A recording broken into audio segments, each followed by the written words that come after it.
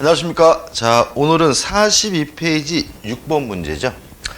현행범 체포에 대한 다음 설명 중 틀린 것은 1번 보시면 순찰 중이던 경찰관이 교통사고를 낸 차량이 도주하였다는 무전 연락을 받고 주변을 수색하다가 범퍼 등의 파손 상태로 봐 사고 차량으로 인정되는 차량에서 내리는 사람을 발견했어요. 이것도 일종의 현장성이 인정이 되겠죠. 따라서 영장 없이 체포할 수 있다라는 지문은 맞는 지문이죠. 2번 의경이 음주 측정을 거절하는 운전자를 음주 측정을 목적으로 혁명범으로 체포한다는 사실조차 고지하지 아니한 채 일단 지금 음주 측정을 한다는 사실을 뭘 해줘야 돼요? 고지를 해줘야 되는데 그걸 고지를 하지 않고 그 다음에 거기다가 실력으로 연행을 했어요. 그러면 적법하지 않습니다. 따라서 적법한 공무집행으로 볼 수가 없고요.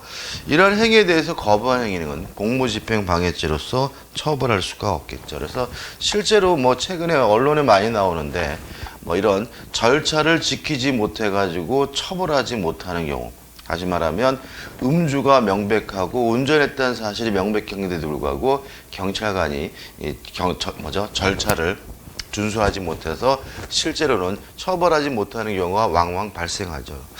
3번 교사가 교장실에서 교장을 협박한 뒤 40여 분 후 출동한 경찰관들이에요.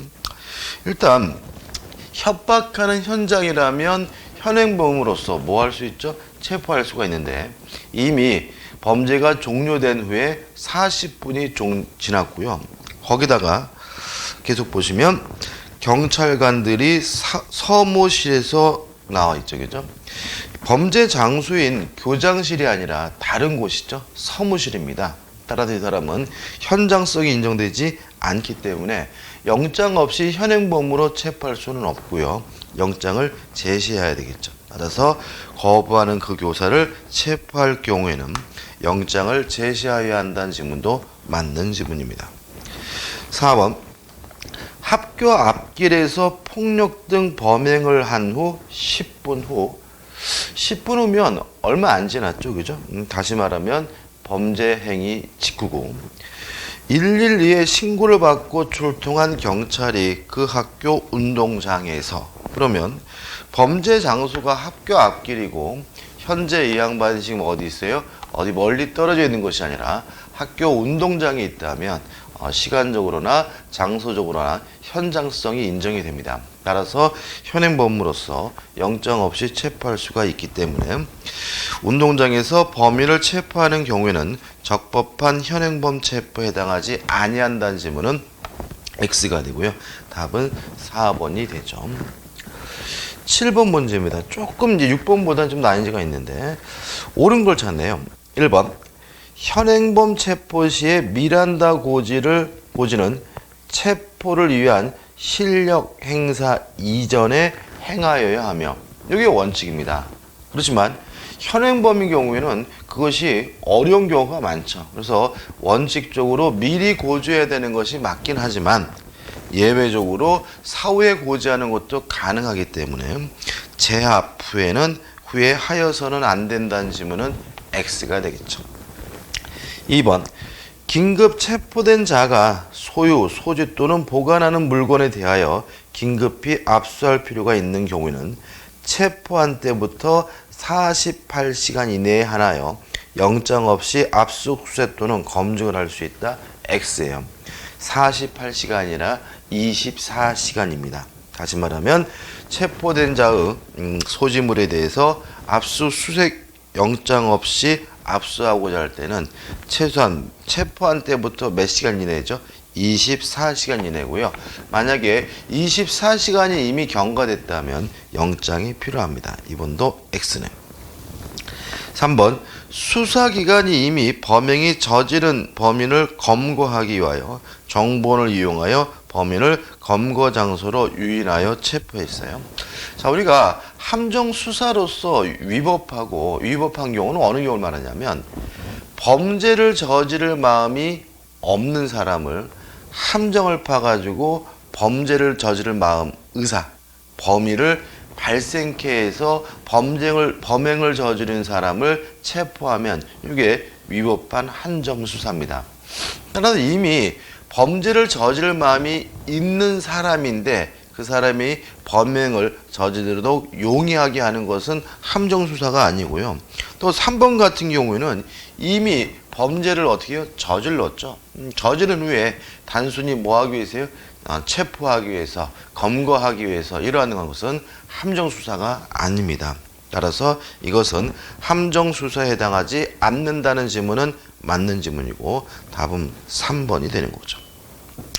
4번 체포 적부 심사 청구를 받은 법원은 체포된 피의자에 대한 신문이 종료한 때부터 48시간 이내에 체포 적부 심사 청구에 대한 결정을 하여야 하며 까지인데 일단 48시간이 아니라 24시간입니다. 다시 말하면 자신이 내가 체포 적부 심사를 청구해야 되겠다라고 결정할 수 있는 시기는 24시간이기 때문에 4번도 뭐가 되냐면 X가 되거든요.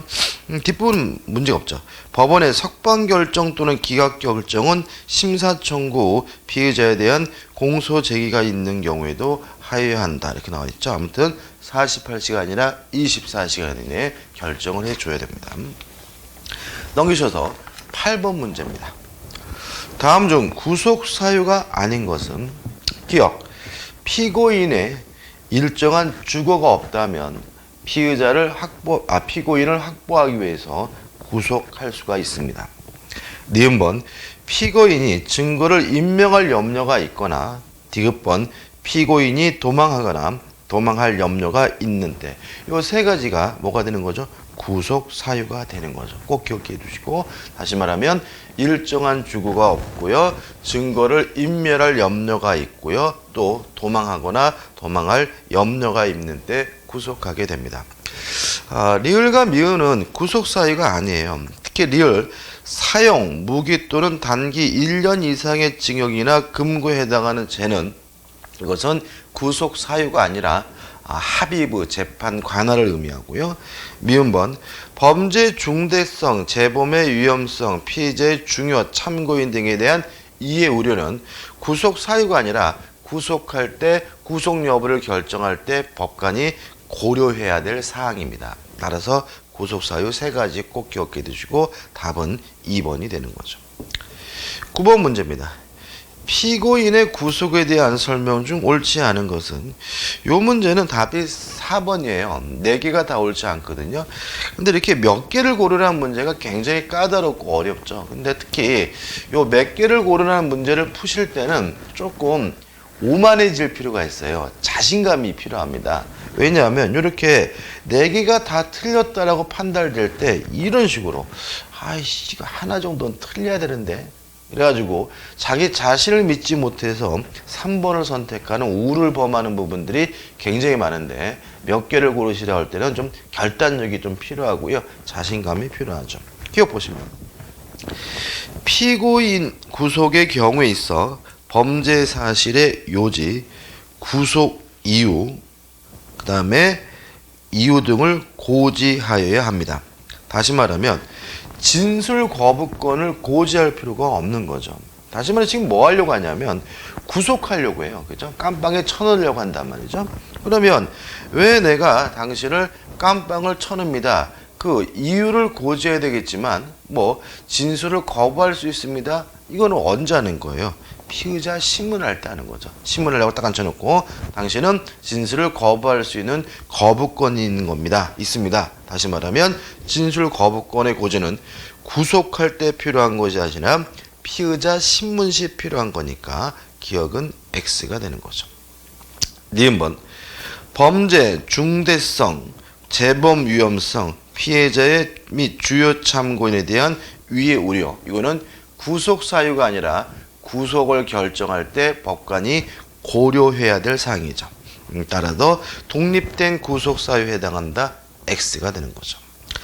디귿번 피고인에 대한 구속기간의 갱신 절차에 대한 재판 형식은 명령이 아니라 결정이겠죠. 그죠? 결정. X고. 리을 번 공소 제기 전 피의자 체포 구속 기간은 피고인의 구속 기간에 산입한다. 이 개정된 사항인데 산입하지 않습니다. 꼭 기억해 두시기 바라고, 다시 말하면 공소가 제기 전에 피의자 또는 피의자의 체포 구속 기간은 피고인의 구속 기간에 뭐 하잖아요? 포함시키지 않는다, 산입하지 않는다는 거 주의하시기 바랍니다. 답은 4번이죠. 10번 구속 전 피의자 신문 절차에 관한 다음 설명 중 옳은 것은 몇 개인가? 기억 옳습니다. 피의자에 대한 신문 절차는 공개하지 아니한다. 다만 판사는 상당하다고 인정하는 경우에는 피의자의 친족, 피해자 등 이해관계인의 방청을 허가할 수가 있다. 맞는 질문이고요. 네 번 판사는 피의자의 질병 그 밖의 사유로 출석이 현저히 곤란하고 신문 법정에서 인치할 수 없다고 인정되는 때에는 불출석 신문하면 됩니다. 피의자의 출석 없이 신문 절차를 진행할 수 없다. X죠. 다시 말하면 출석하지 않아도 이러한 경우는 신문을 진행할 수가 있는데, 왜냐하면 이것은 재판의 정식 재판은 아니죠. 그죠? 다시 말하면 아직 유무죄가 확정된 상태는 아니기 때문에 불출석 신문이 가능하므로 니은번은 뭐죠? X가 되는 거죠. 디귿번 변호인은 구속영장에 청구된 피의자에 대한 신문 도중에 지방법원의 판사의 허가를 얻어 피의자를 접견할 수 있다. X입니다. 신문 도중에 접견하면 안 되겠죠. 그러면 계속 지연되잖아요. 그죠? 다시 말하면 신문 전에, 다시 말하면 법관이 신문하기 전에 접견하는 것은 가능하지만 신문 도중에는 접견할 수가 없습니다. X죠. 리을 번 검사 변호인은 판사의 신문이 끝난 후에 의견을 진술할 수 있고 필요한 경우에는 신문 도중에도 판사의 허가를 얻어 의견을 진술할 수 있다. 이거 맞는 질문이고 조심하시는데, 지금 어떤 단계죠? 구속 전 피의자 신문입니다. 다시 말하면 재판 절차가 아니기 때문에 상호주의가 적용되지 않아요. 그래서 이런 주체는 누가 되는 거죠? 판사, 법관, 판사가 되는 거고요. 검사와 변호인은 당사자가 아니고요. 뭐만 할 수 있어요? 의견을 진술할 수 있을 뿐입니다. 리을번은 맞고 기억해 두시고, 미음번 판사는 지정된 신문 기일에 피의자를 신문할 수 없는 특별한 사정이 있는 경우에는 그 신문 기일을 병행할 수 있다. 당연히 맞는 지문이겠죠. 답은 3번이네. 자, 넘기시면 이제 11번 문제가 나오죠. 구속에 관한 설명 중 가장 적절하지 않은 것은? 1번 길지만 맞죠? 그리고 읽어봐야 되겠죠?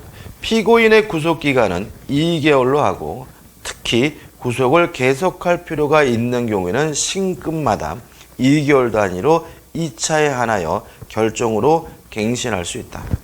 다만 상소심은 피고인 또는 변호인이 신청한 증거의 조사, 상소 이유를 보충하는 서면의 제청 등으로 추가 심리가 필요한 부득이한 경우에는 3차에 한하여 갱신할 수가 있는 거죠. 다시 말하면 신급마다 원칙적으로 2개월 단위로 2번씩 갱신하는 것이 가능하고요. 특히 상소심의 경우는 3차, 3번 갱신하는 경우도 있다는 거 주의하시면 되겠죠. 2번 구속기간이 만료될 무렵에 종종 구속영장에 기재된 범죄 사실과 다른 범죄 사실로 피고인을 구속하였다는 사정만으로는 피고인에 대한 구속이 위법하다고 할 수가 없다. 맞는 질문입니다. 조금 약간 인권보호에는 문제가 있긴 하지만 우리 법원은 가능하다고 봅니다.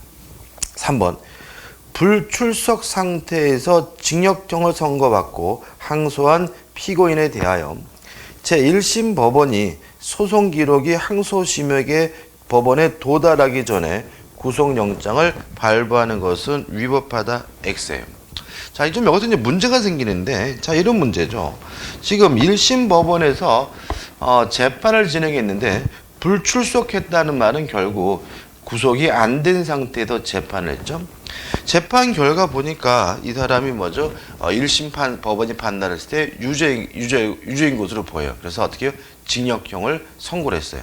만약에 출석을 했다면 법정 구속을 시키면 되겠죠. 근데 불출석했기 때문에 법정 구속을 못 시켰고, 그래서 어떻게 해요? 구속 영장을 발부하려고 해요. 근데 이 소송 서류 및 이 관련 서류가 지금 어디로 가고 있어요? 항소심 법원으로 가고 있죠. 근데 아직 항소심 법원에서 그 서류가 어떻게 해요? 도달이 안 돼 있는 상태예요. 그러면 항소심은 영장을 발부할 수가 없어요. 왜요? 서류가 있어야, 뭐 이 사건 내용이 어떤 건지를 알아야 뭐죠? 영장을 발부하겠죠. 따라서 어쩔 수 없이 1심 법원에다가 영장을 신청하게 되고, 1심 법원은 영장을 발부하는 것은 적법하고 정당한 겁니다. 따라서 3번이 뭐죠? X가 되고, 은근히 잘 나오는 판례니까 좀 기억해 두셔야 되겠죠. 4번 무죄, 면서, 형의 면제, 형의 선고유예, 형의 집행유예, 공소기각 또는 벌금이나 가료를 과하는 판결이 선고된 때, 이게 다 뭐예요? 풀어줘야죠, 그죠? 무죄, 면서 풀어줘야 되고, 형의 면제도 풀어주고, 형의 선고유예도 뭐죠? 풀어주고, 형의 집행유예도 어떻게 해요? 풀어줘야 되겠죠. 따라서 이런 경우에는 구속영장은 효력을 잃는다는 지문은 당연히 맞는 지문이고요. 적절하지 않은 것은 3번이 됩니다. 자, 12번 보시면 이런 거 좀 까다롭죠. 우리는 이제 약간 숫자 약하신 분들이잖아요. 다음 사례에서 사법경찰관이 피의자를 구속할 수 있는 기간은, 일단 기간은 며칠이냐면 열일이에요. 10일 동안 구속할 수가 있거든요. 그럼 첫 번째 생각할 것이 요 구속기간의 기산점, 시작점은 언제냐? 체포한 때부터 시작이 돼요. 그래서 기억, 2013년 3월 23일 23시 50분 사법경찰관이 피의자를 긴급 체포했으니까 23일부터 시작을 하는데, 조심할 것은 형사법에서 기간을 계상할 때는 첫째 날을 포함시켜요. 그래서 얘는 땡 잡았죠. 몇 분밖에 안 남았어요? 10분밖에 안 남았는데 하루 먹은 겁니다. 그죠? 그래서 23일부터 시작하고 초율을 뭐죠? 산입하게 되고요. 그 다음에 주의하실 것은 니은 디귿 부분은 구속기간에 포함시키지 않는다는 점이죠. 왜냐하면 우측에 설명이 나와 있지만 구속 전 피의자 신문 기간은 구속기간에 포함시키지 않습니다. 따라서 니은번 검사가 구속영장 청구를 신청하고, 디귿번 피의자를 신문하고 구속영장을 발부하고, 이런 구속 전 피의자 신문 기간은 포함되지 않기 때문에 24일하고 25일은 기간 계산할 때 빼야 돼요. 그럼 이제 열흘을 계산할 수 있겠죠. 23하고 24, 25일은 뭐죠? 빼니까 26, 27, 2월 달에 며칠까지 있다고요? 28 해가지고 2월 달에 며칠을 먹었어요? 4일을 먹었으니까 결국은 6일 더하면 되겠죠? 3월 6일 해가지고 3번이 뭐죠? 답이 되는 거죠. 자, 한번 정리해 볼게요.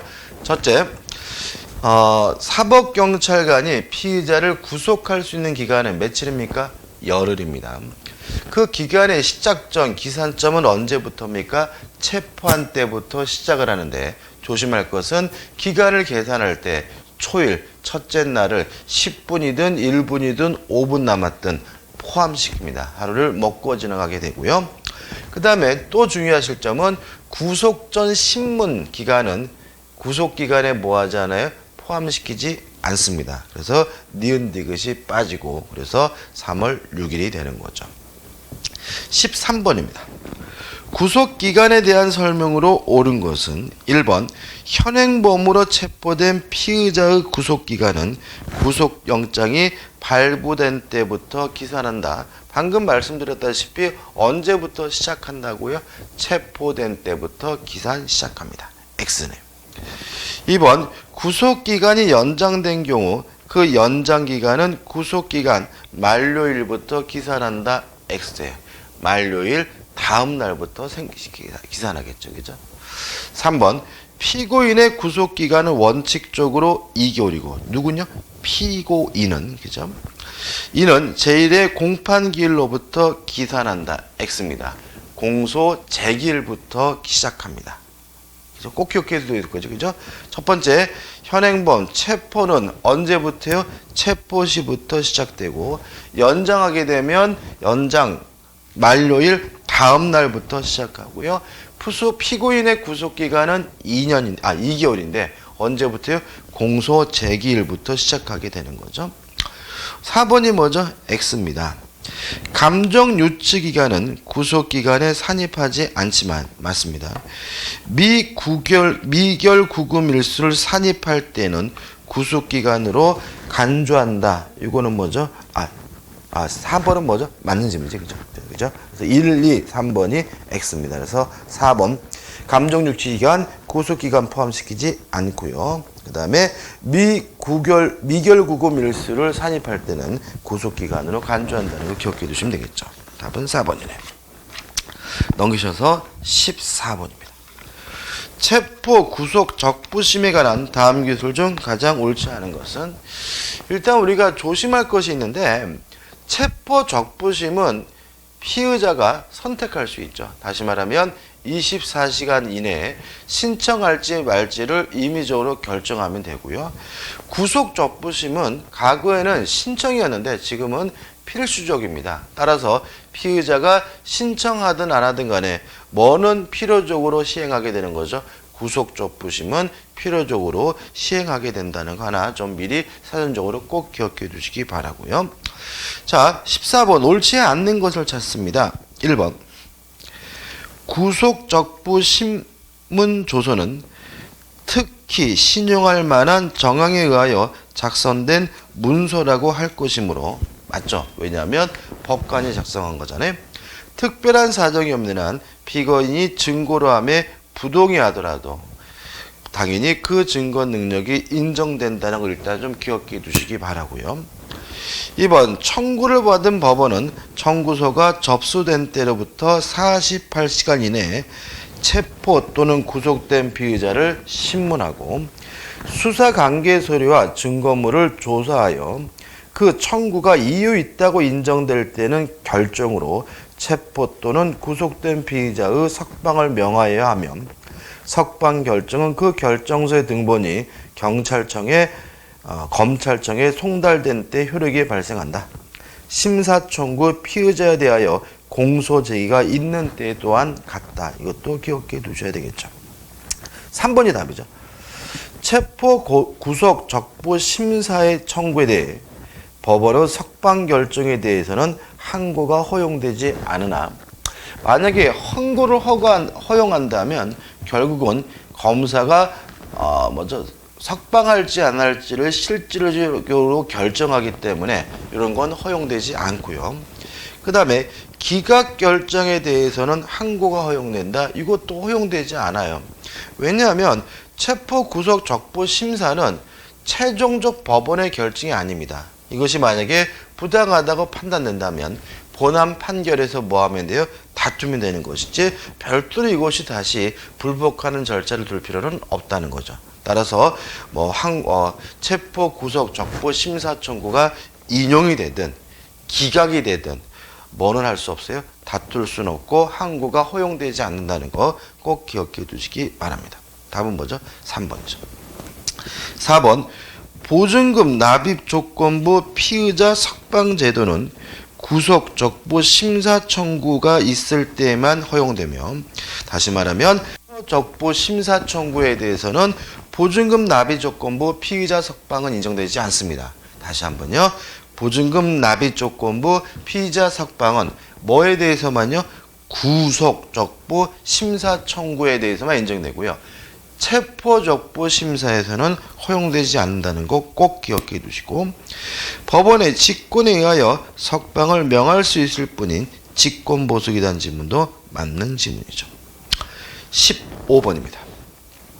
체포 구속 수사 관련한 다음 설명 중 가장 옳은 것은 1번 피의자에 대한 긴급 체포의 적법성 여부를 심사하기 위하여 검사가 구속영장 청구 전에 긴급 체포된 피의자의 대면 조사를 요구하였다면 사법경찰관에는 피의자의 동의 여부와 관계없이 피의자를 검찰청으로 호송하여야 한다. 이건 뭐죠?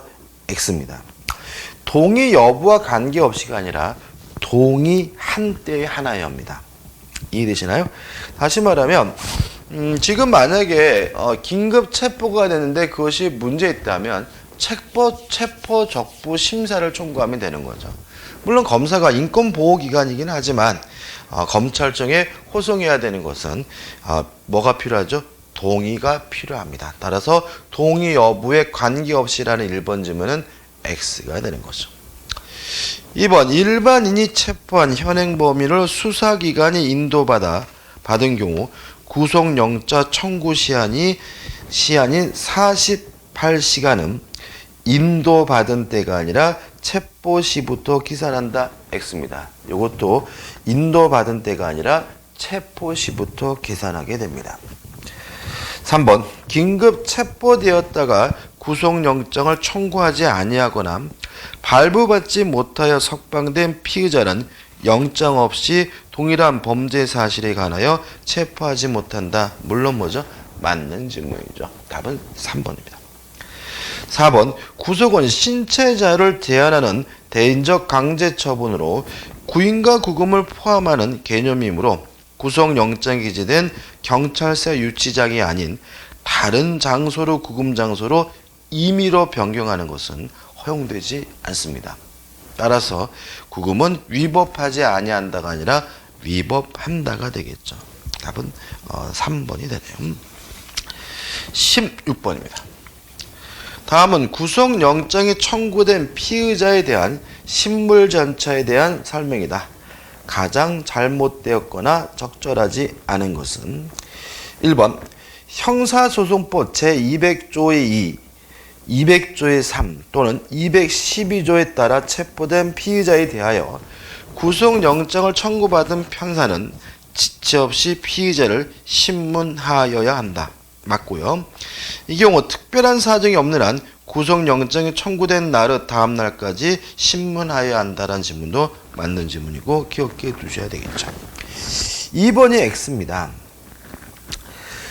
검사 또는 사법경찰관은 피의자에 대하여 구속영장이 청구되는 경우 신문을 신청할 수 있음을 말하고 이미 X예요.